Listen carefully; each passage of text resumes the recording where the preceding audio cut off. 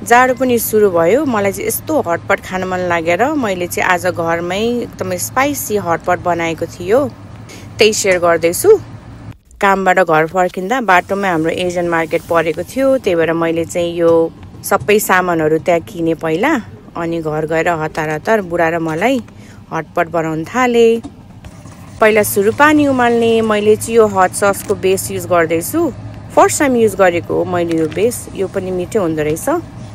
यो बेस चाहिँ 3-4 spoon add गरेँ मैले चाहिँ, आफूलाई जतिको कन्सिस्टेन्सी चाहिन्छ त्यही अनुसार। त्यस पछाडि ससेस एड गर्ने अनि चाउचाउको मसला एड गर्ने। मसला चाहिँ एउटा मात्रै एड गरेँ 2 प्याकेटमा। ससेस पाकिसकेपछि त्यसमा नुडल्स एड गर्ने अनि नुडल्स चाहिँ मजाले मिक्स गरेर एकैछिन पाक्न राखिदिने। अनि त्यस पछाडि चाहिँ हरियो सागपात जे छ त्यही एड गर्ने। मैले चाहिँ यता बोक चोय एड गर्दैछु। सागलाई धेरै पकाउनु पनि पर्दैन। त्यस पछाडि चाहिँ मैले माथिबाट यो स्लाइस मिट एड गर्दैछु। यो चाहिँ थिनली स्लाइस मिट भएर एकैछिनमा पाक्छ, यसलाई पनि धेरै पकाउनु पर्दैन। हटपट पनि रेडी भयो। यस्तो मिठो देखिरहेको छ। म यो भिडियो एडिटिङ गर्दाखेरि पनि आम लाइक ड्रुलिङ क्या। म चाहिँ अलिकति ड्राई खाम भनेर बुढालाई चाहिँ यो टन्न झोल हालिदिएँ। मैले चाहिँ अलिक ड्राई खाएँ। एकदमै मिठो भएको थियो। हजुरहरू पनि ट्राई गर्नुहोला।